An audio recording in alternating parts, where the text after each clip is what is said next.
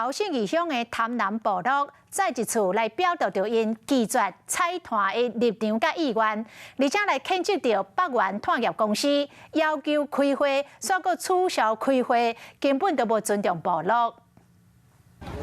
时间未到，潭南社区活动中心都已经来真侪人啊，提早来签到甲联署，公开宣示拒绝采矿的决心。对我们部落会非常的不尊重，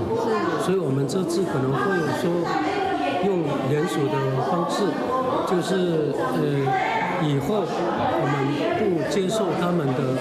在治商的同意。 面对北原矿业公司要求自商的申请，潭南部落的居民已经感觉到真扰民，嘛真生气，认为对方无尊重部落的态度。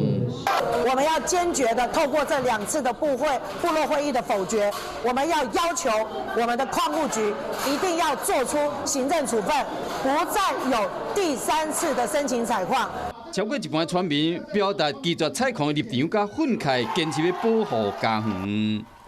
晚间9点，邀请您与世界同步，60分钟掌握全球脉动。World News 9，陈雅玲世界晚报给您崭新视野。